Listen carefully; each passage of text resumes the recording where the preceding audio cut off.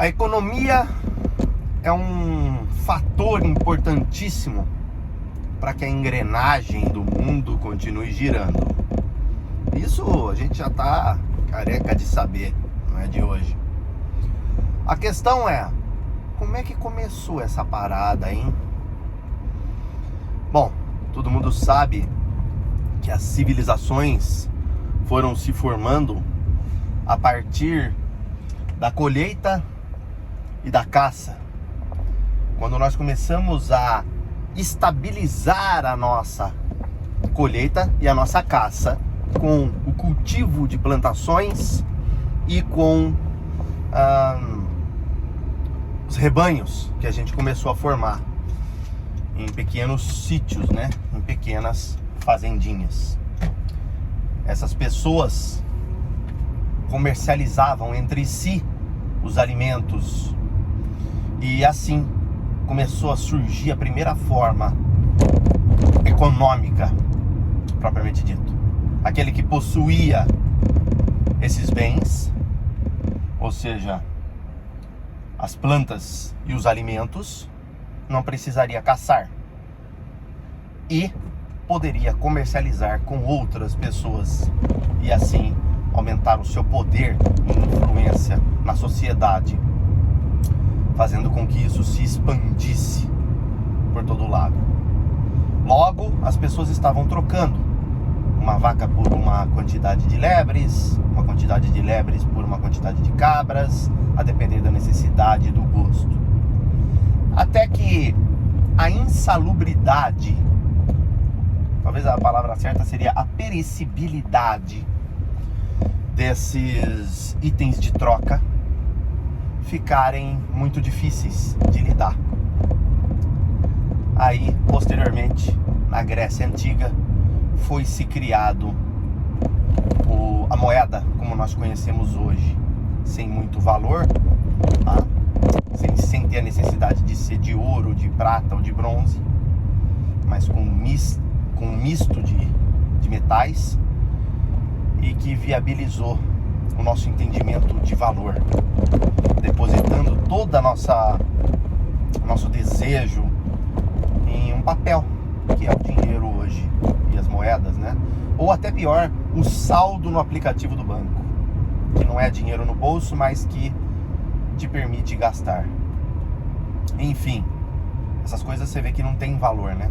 Mas dentro desse assunto eu quero falar para vocês sobre o surgimento incrível da Bolsa de Valores. Como que nós negociamos na macroescala internacional ativos e bens, os commodities, enfim, ao redor do globo de forma tão eficiente. Tudo começou lá na Holanda, né? Isso foi, lógico, no século XVII, muito depois da nossa querida evolução humana que eu citei no começo do vídeo, tá? Depois que o dinheiro foi inventado, chegamos no ponto onde nós tínhamos uma certa inteligência para lidar com dinheiro, enfim, quer dizer, em partes, né? Nós tínhamos uma certa inteligência para lidar com dinheiro em partes, mas você entendeu. E aí, na Holanda, os florins eram a moeda da vez, não era o dólar, no século XVII. E uma das coisas que começaram a ser negociadas com muito entusiasmo foram as flores de tulipa, que vinham de outro país. Não me lembro muito bem de onde, se eu não me engano, ali daquela região do Paquistão. Pode ser que eu esteja errado, tá?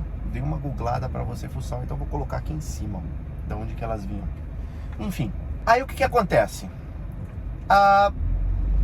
Foi se criando um burburinho no mercado de flores na Holanda. E as pessoas começaram a comprar flores. E se tornou um negócio excelente, porque você pagava 20 florins numa flor às 10 da manhã e vendia por 80, vendia por 50 no final da tarde do mesmo dia. Logo, pessoas abastadas, condes, duques, arquiduques, enfim, pessoas que tinham terras e dinheiro, compravam em larga escala flores de tulipa.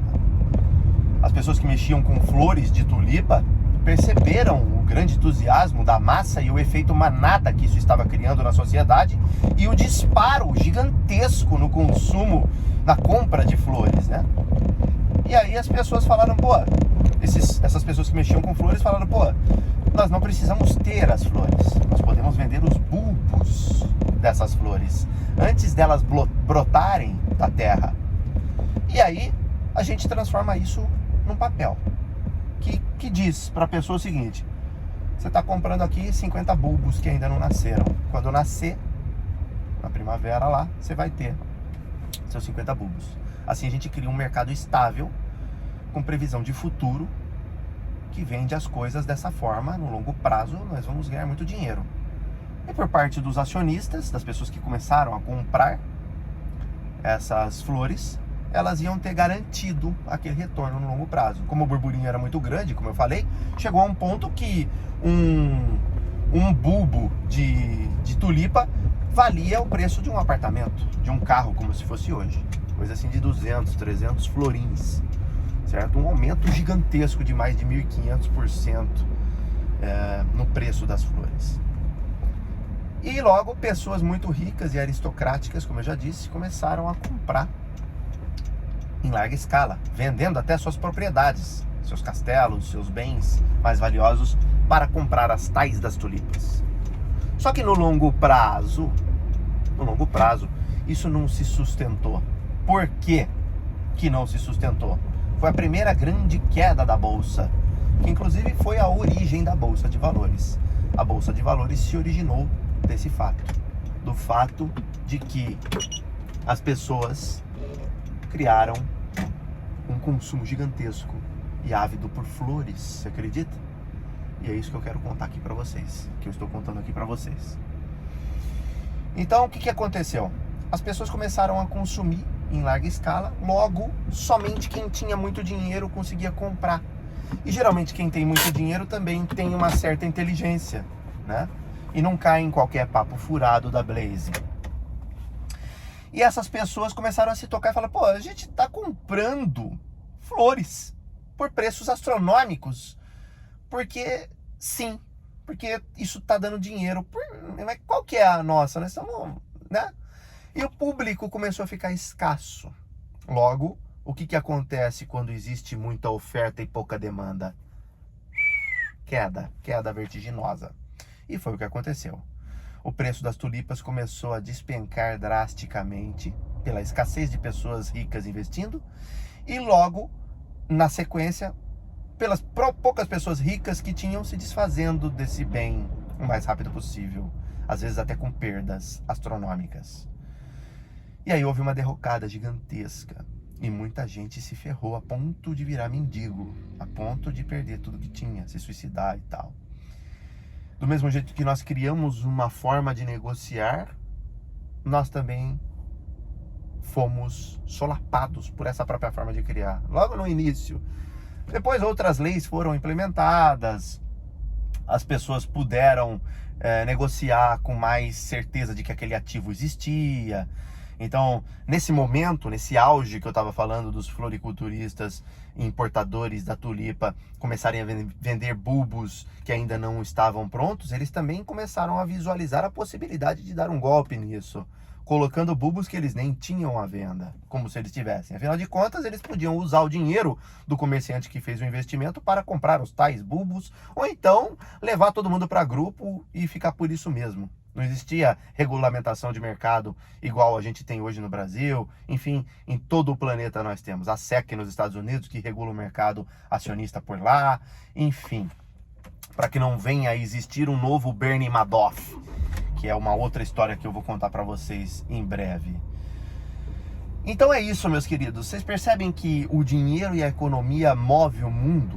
Vocês percebem que desde sempre a coisa foi instaurada com base nos tradings econômicos, numa parte interesseira que quer comprar e na parte interessada em vender, e ambos estão se satisfazendo e funcionando, e a engrenagem funciona só por causa disso.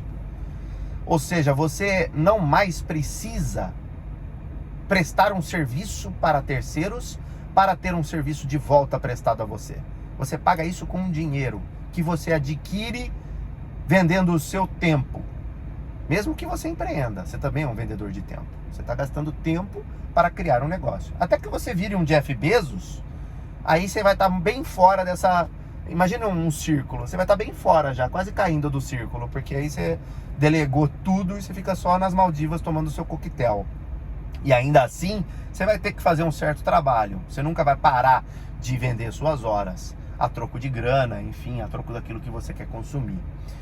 Mas, por mais prisão que possa ser, que nós criamos isso, e isso no fim das contas é uma prisão, né? Aprisiona muita gente, nós todos estamos nessa corrida em busca da grana, em busca de aprender coisas, em busca de estudar e de galgar nos empregos para ganhar mais e tal.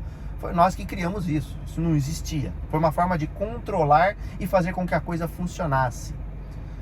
Por conta do convívio em civilização, por conta da expansão das civilizações, por conta até da facilidade de vida. Eu acho que foi pavimentado esse caminho em busca da facilidade de viver, de não ter mais que ser caçador e coletor, né, na sociedade, de poder ficar de boa em casa assistindo Netflix. Então, em busca da liberdade, nós nos prendemos e nos colapsamos. Mas ainda assim, esse é o modelo mais eficiente. Infelizmente, não existe nenhum outro modelo que funcione melhor ou tão bom quanto. Existem utopias, existem viagens na maionese, onde todo mundo será altruísta e trabalhará de acordo com isso. Então não caia no papinho furado que pessoas podem vir a te falar e te vender do sonho utópico de que as coisas são possíveis com altruísmo.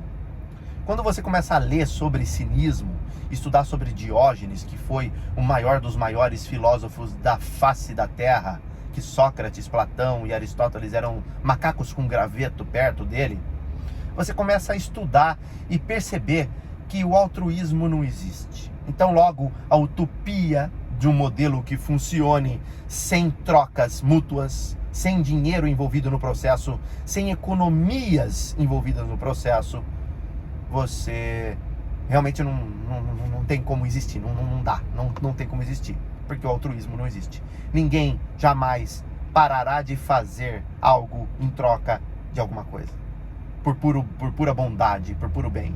Há quem faça isso, e parabéns, mas ainda assim, no fundo, sempre tem um motivo, ou fama, ou poder, ou dinheiro, ou cargos, alguma coisa terá envolvido. Então, você remover esse instinto natural do homem macaco, que veio lá das planícies africanas, evoluiu do Homo erectus para o Homo neanderthalensis, que depois foi fazendo atividades sexuais com outros macacos e foi evoluindo até chegar no Homo sapiens e tal, e mais de 300, 400 mil anos de história.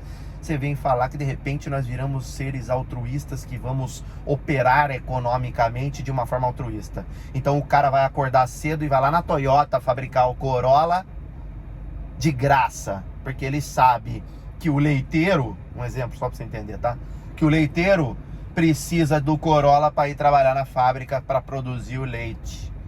E o leiteiro sabe que o cara produz o Corolla porque tem leite para tomar e ele tem saúde em casa, então ele produz for free em prol da humanidade o leite. E assim faz o verdureiro, o cara do frigorífico, o banqueiro que fornece grana para todo mundo, e todo mundo funciona assim. Percebe uma utopia? Você vê que não é possível aplicar na prática o admirável mundo novo, né? Não é possível, não vai funcionar, é utópico. Então o modelo econômico é esse, e nós estamos aí para dançar conforme a música. Temos que ser inteligentíssimos para ficarmos fora do círculo o máximo que nós pudermos. Mas estamos todos presos numa trap que nós mesmos criamos, numa armadilha que nós mesmos criamos para nos libertar. Olha aqui, é até poético, né? Porque em prol de buscar a liberdade, a estabilidade, nós criamos um sistema que nos prendeu e nos tornou escravo desse mesmo sistema. Parece até um papo de comunista, né? O que eu tô falando aqui, que não deixa de ser muito, né? E também não deixa muito de ter razão, porque é a mais pura verdade. Pô, você acorda todo dia cedo para vender sua hora a troco de uma grana, que você usa essa grana para pagar contas. E você tá preso nesse looping até o dia que o último prego for batido no seu caixão. E saiba você que você vai pagar para morrer as well também. Entendeu? Então eu vou ficando por aqui com essa reflexão maluca sobre a vida que nós vivemos. Talvez os povos de Madagascar, aquelas ilhas isoladas, estejam mais corretos, né? Porque eles não entraram nessa dança. Eles ainda continuam como caçadores e coletores. Hoje conseguem ter suas tribos bem estabelecidas, aprenderam a lidar com os animais, com os frutos, para que não haja escassez em tempos de mau tempo, né? Enfim. E eles vivem mais felizes do que nós, se for parar para pensar, né? Ah, mas eles não têm o iPhone de última geração e o AirPods Pro 2 e eles não têm a Ferrari e a Lamborghini. Mas eles também não precisam disso, né? E talvez não precisar disso seja mais libertador do ponto de vista da vida. Porque a gente não para pensar nisso, a gente vai vivendo a vida, né, a esmo. A gente não para pensar que a vida é muito mais do que isso. O que nós criamos foi um sistema para nós ficarmos ali dentro daquele sisteminha bonitinho, sem sair, né? E a vida não é, a vida é muito maior do que isso.